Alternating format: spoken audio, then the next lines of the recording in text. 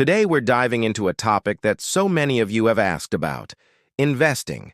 Specifically, we're tackling the big showdown: stocks versus crypto. Which one is right for you? It can feel like stepping into a financial maze, right? Well, today, we're going to demystify it all. And to make things even clearer, I've brought in a special guest, an AI financial analyst I've been training to break down complex topics into simple, actionable advice. Let's call our AI friend Finley. So what exactly are we talking about when we say stocks? Imagine a huge pizza.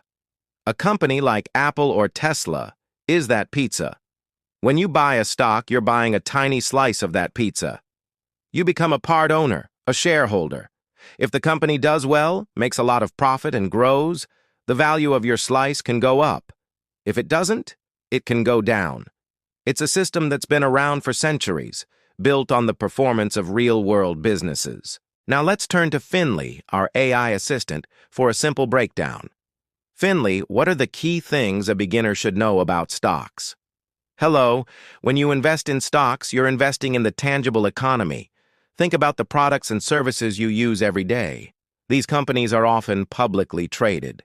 The stock market is regulated, meaning there are rules in place designed to protect investors from fraud and ensure transparency. Historically, despite short-term ups and downs, the stock market has shown consistent growth over the long term. A key strategy for beginners is diversification. Don't put all your pizza slices in one box. Spreading your investment across different companies and industries can help manage risk. Thanks, Finley. That's a great summary. So with stocks, you're betting on the success of established or growing businesses. It's generally seen as a long-term game. You invest, you hold, and you let the power of compound growth work its magic over years, even decades. It's like planting a tree. You don't expect it to become a giant overnight. You water it, give it sunlight, and trust the process. Okay, let's switch gears to the newer, flashier player in the game: cryptocurrency. What is it? Unlike a slice of a company, you can't really hold a Bitcoin or an Ethereum in your hand. They are digital or virtual tokens that use cryptography for security. The technology behind most cryptocurrencies is called blockchain, which is a decentralized ledger. Think of it as a public digital receipt book that everyone can see but no one can change. This is where things get a bit more futuristic. So, let's ask Finley to simplify the world of crypto for us. Finley, your turn. Certainly, cryptocurrency operates outside of traditional banking and government systems. This decentralization is its core feature. Its value is driven primarily by supply and demand, investor sentiment, and technological adoption. The market is known for its high volatility. Prices can experience dramatic swings in a very short period. Unlike the stock market, the crypto space is still evolving its regulatory framework, which can introduce different types of risks, but also opportunities for high growth. It's a market that rewards research and a strong understanding of the technology behind each project. Excellent points, Finley. So if stocks are like planting a tree, investing in crypto can feel more like trying to catch lightning in a bottle. The potential for massive quick gains is there, and it's very exciting. We've all heard stories of people becoming millionaires, but the risk of equally massive quick losses is just as real. The price doesn't depend on company profits or sales, but on market hype, technological breakthroughs, and how many people want to buy in.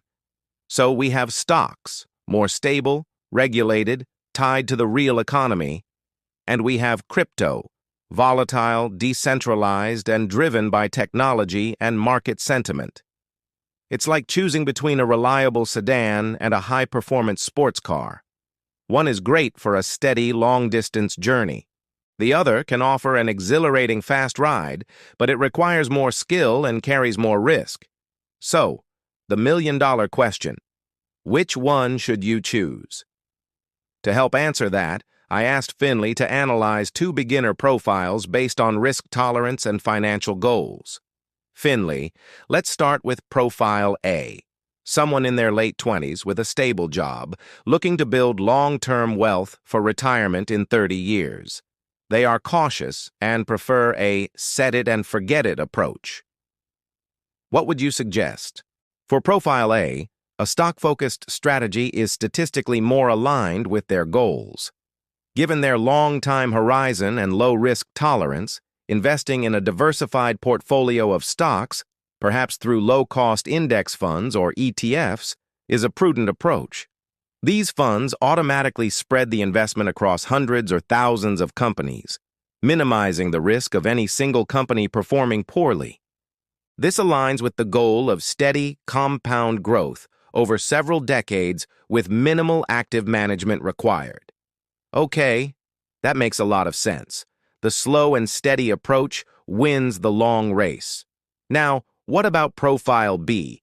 Let's say this is someone who is tech-savvy, follows the market daily, has a higher risk tolerance, and has some extra money they are willing to risk for potentially higher returns. What's your analysis, Finley? For Profile B, a hybrid approach could be suitable. They could allocate the majority of their investment portfolio, say 80 to 90%, to a stable foundation of diversified stocks, similar to Profile A. Then, with the remaining 10 to 20%, what is often called speculative capital, they could explore the crypto market. This allows them to pursue high-growth opportunities in the crypto space while still protecting the bulk of their capital in more traditional, stable assets. For this person, thorough research into specific crypto projects is crucial. A hybrid approach. I love that. It's not an all-or-nothing game. You can have the best of both worlds, tailoring your strategy to your own personality and financial situation. This is probably the most important takeaway today. There is no single right answer. Your personal financial journey is just that, personal. So what have we learned? Stocks offer a piece of a real company, are regulated, and are generally better for steady, long-term growth. Crypto offers a piece of a decentralized digital network, is highly volatile, and presents both high-risk and high-reward potential. And our AI friend Finley suggests that your choice depends entirely on you, your age, your goals, and how much risk you're comfortable with. For most beginners aiming for long-term security, starting with a diversified stock portfolio is a time-tested strategy. If you have an appetite for more risk and have done your homework, allocating a small part of your portfolio to crypto could be an option.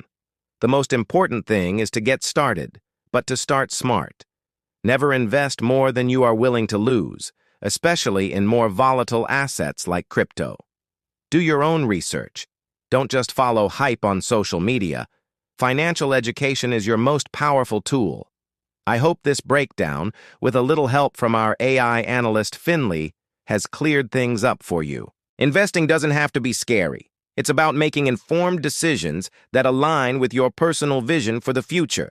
What are your thoughts? Are you team stock, team crypto, or team hybrid? Let me know in the comments below. I read every single one. And if you found this video helpful, please give it a thumbs up and consider subscribing for more content to help you navigate your financial journey.